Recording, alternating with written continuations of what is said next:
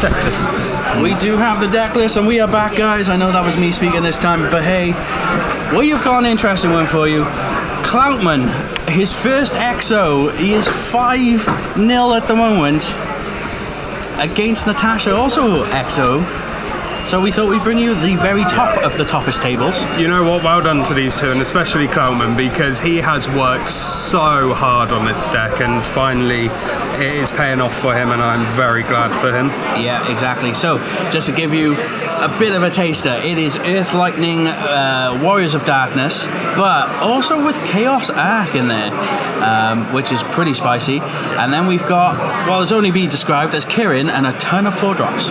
Kirin and friends. Yeah, no backups, I believe. I think it's just all forwards. Yeah, it is a no 50 summons and just LB. All 50 forwards. Honestly, this is a tough game for Cloutman. Because Natasha doesn't care about arc. You're ditching your whole hand anyway, so you don't really care about having the arc. But then at the same time, Natasha can very easily Kirin search for Sid Randall, and Sid Randall quite heavily shuts down Cloutman. Yeah, does Cloutman run Little Leela in his... He does. Yeah, okay, so we've got an answer to a Sid Randall at least. He's got a few summons in there as well. What's he got? Oh god. Chicken Scratch, Cloutman. That's backups. So Kusith, Amat, Mistrag... No, not Amat, sorry. Ixion, which won't be useful in this matchup. Mist Dragon, and obviously the 3 Arc. But he's also running 3 Chaos as well. His hand could get awfully bricked with dark cards, so must be wary of that. I mean, he seems to have been doing fine today without getting the brick, so hopefully it doesn't happen on this match for him. Yeah, exactly that. Now we are going in with El Moogle that taps for the Lightning CP. I think Cartman's probably, if he's taking on any advice or anything like that, is probably taking 1 backup and Shantato and hoping that that's enough to stave this off to build up. Really, if he can get to the point where he's playing Alba and sort of Diana for free, and then just keep tapping them down and stuff. But here we go, the first Kirin. Southwest, Stola, General Leo. So General Leo is not doing anything here, so I think it's either the Southwest or the Malvine. I mean, General Leo and Estrola's doing nothing right now for you. The Celsius gets you more cards again, so I don't hate that as an option here. I think Southwest is kind of the only option right now. Yeah. I'm quite shocked to see the Veins there, mind that. I'm not sure what warp other than Theodore we have. Emperor, I believe. Okay. But we're going with an Ishtola here. I'm quite shocked by that. So yeah, Emperor is at 3. We got 3 Prish as well, and we have 3 Theodore. So I'm guessing that's what we're hitting. Mm-hmm. I don't think Eastola's the right choice. It's not doing anything for you. Yeah, not yet, especially. But I would argue that out of the 4 she had, probably the worst of the picks, in my personal opinion. But I guess we'll see. But Cartman just sticking to the game plan, just going after backups here. He does need to be careful not to fill the 5th slot though. He does go with Iridia. I mean, I think you'll find just sticking to getting backups for now. He's got a fair bit of board wipes in here that he can kind of sit back for a while, I guess. Yeah. He's definitely gone with an Earth Summon by the looks of things, and the Seymour, so I'm guessing he was just pulling out the Kusif for the Seymour. Yeah.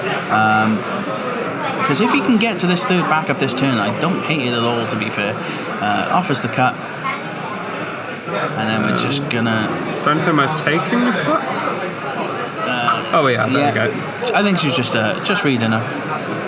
But again, a second Alba discarded by Cloutman. I know we've got that Kusith on top, but I'm not sure you want to be giving up Alba especially.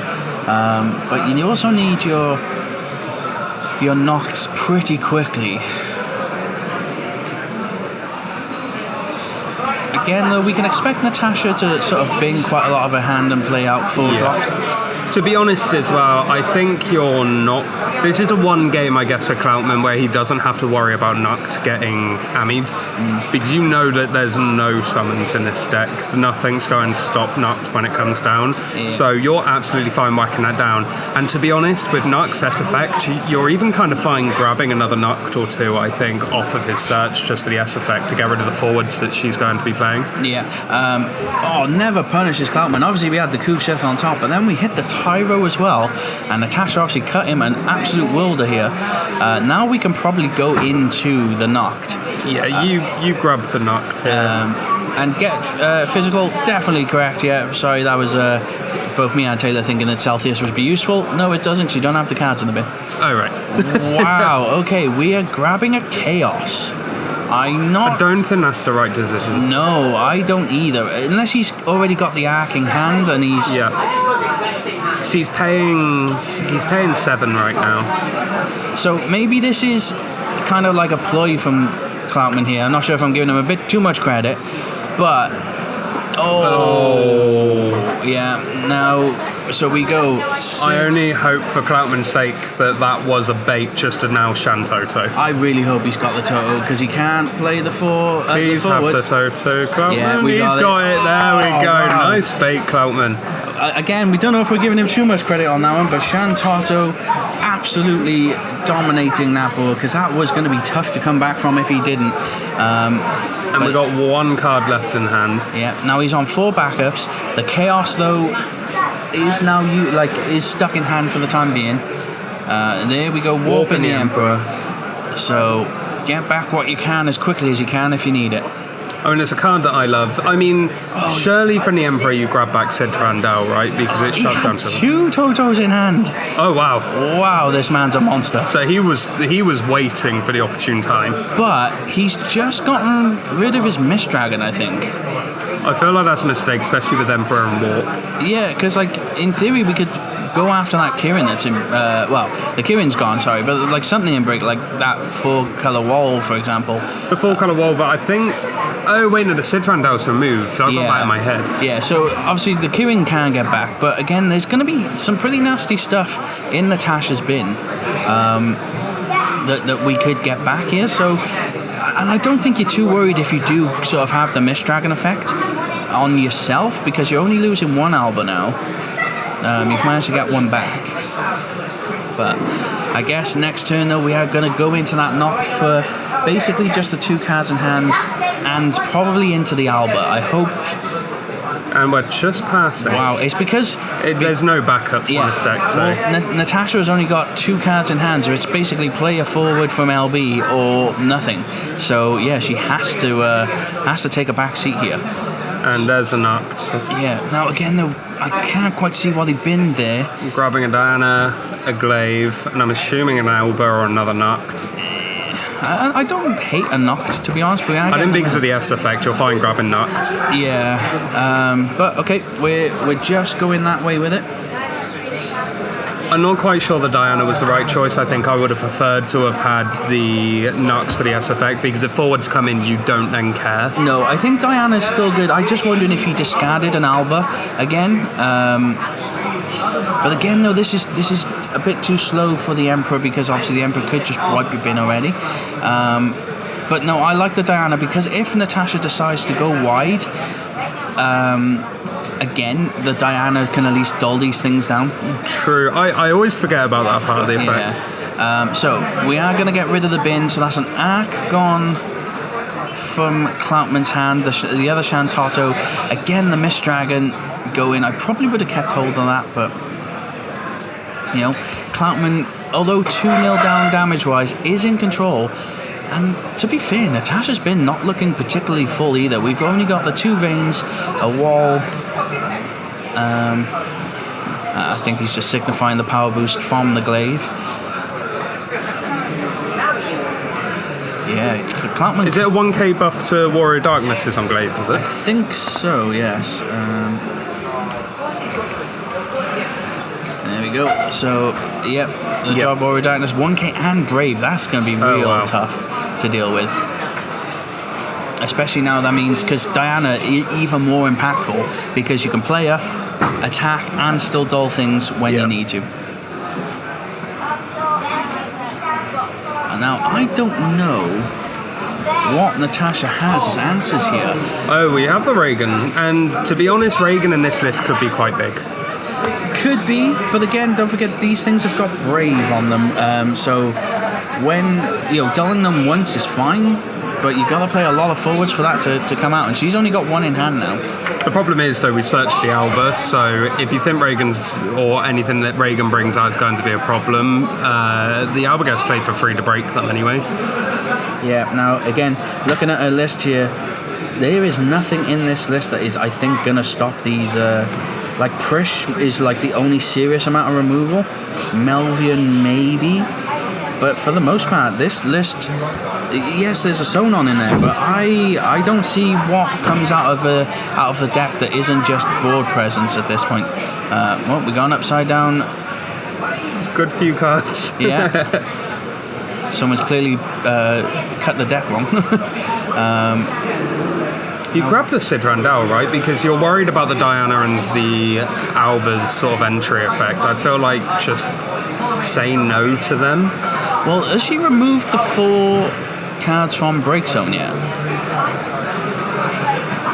Because I don't think she did. Removing, what were you removing the 4 cards for? Reagan, isn't it? In order to do this? Reagan Energy. Go double check that, 'cause I don't think I saw the 4 paid.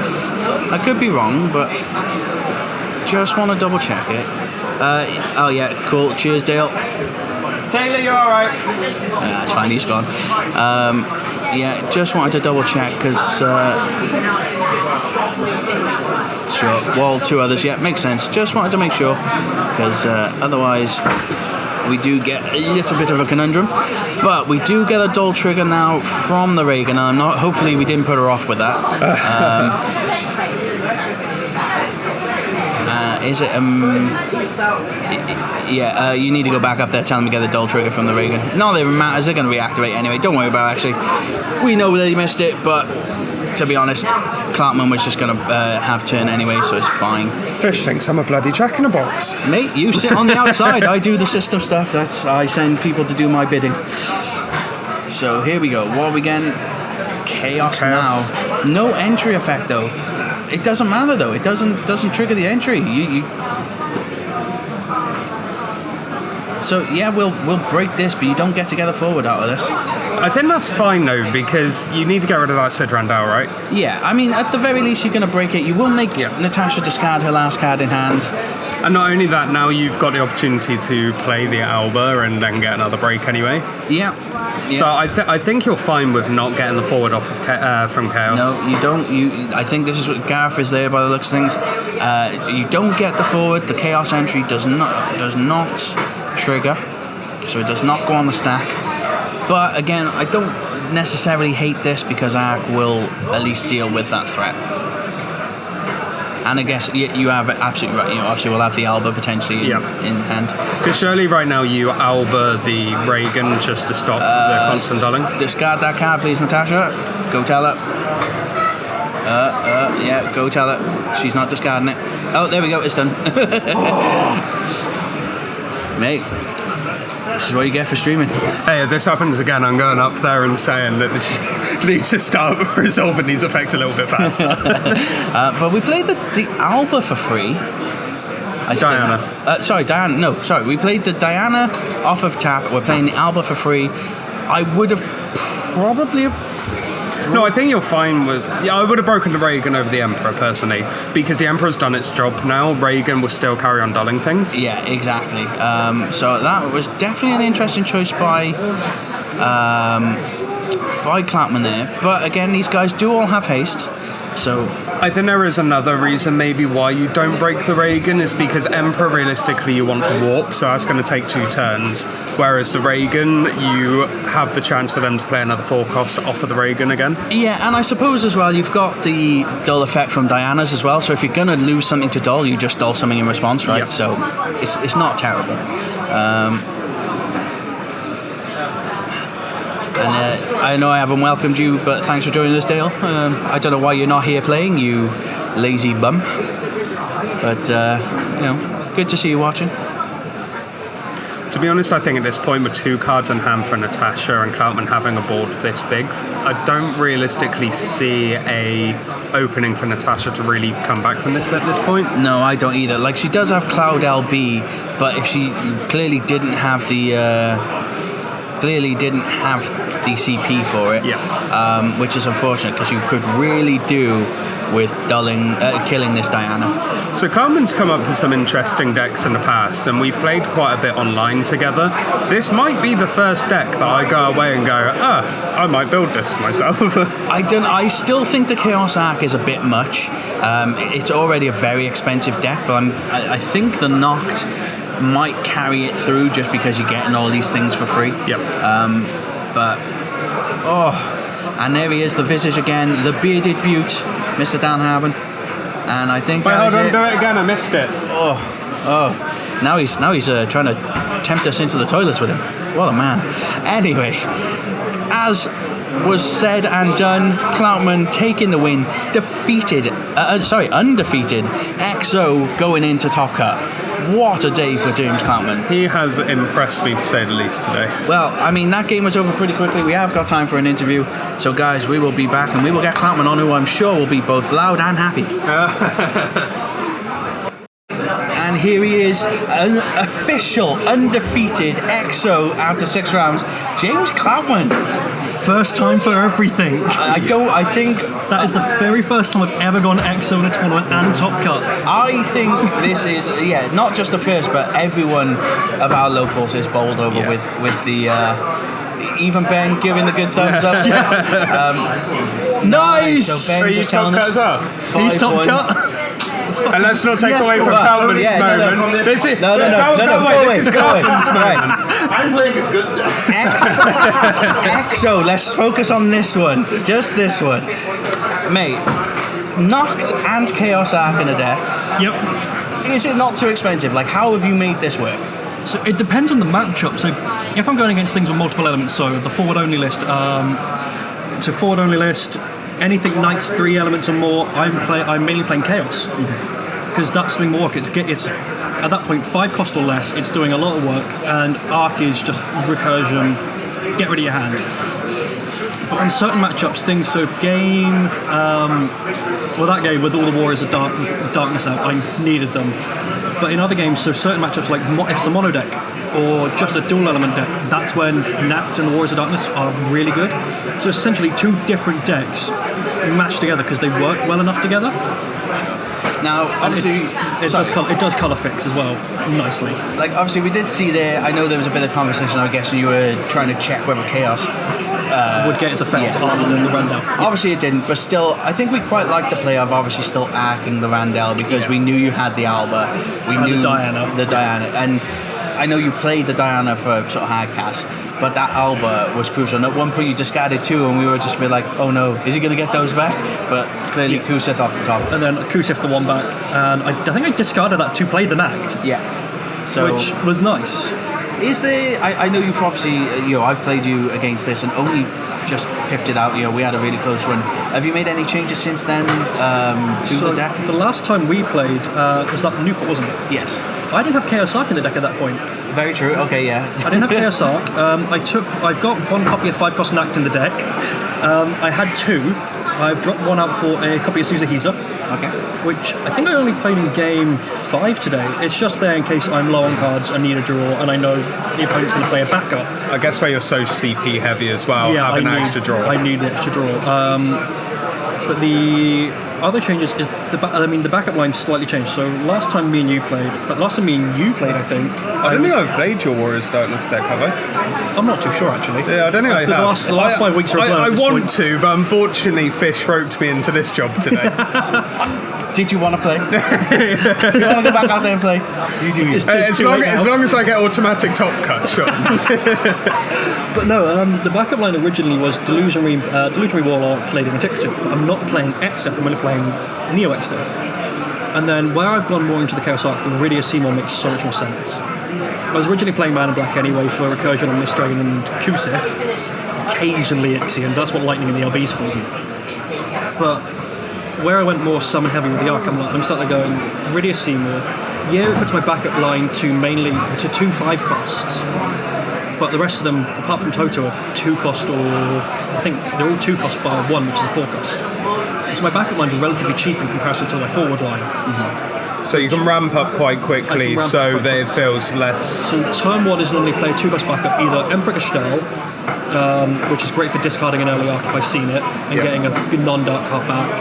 And then, like in that game, class something Moogle, 10th I think? 10th, yeah. Because A, it provides both, and it's just sat there really nicely for both elements. It's a 2 cost.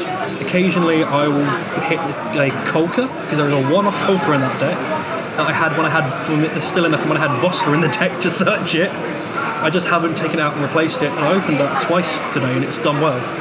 Because I can search the Suzuhiza off from it. Yeah. So my question for you specifically is, before this game you were quite worried about coming across this deck, and you were a bit worried that Chaos Arc would become a bit useless because the whole hand would get ditched just to throw forwards out into the field. Yeah. That didn't seem to happen. So when you saw that, did your battle plan go back to the Chaos Arc, or what was your kind of battle plan from the start? Going into that, I spoke to a couple of the guys beforehand, and we all came to the same consensus of keep a Toto in hand, or keep enough CP to pay for the 9 cost from LB if I have to, or hope I have NXT and 2 backups.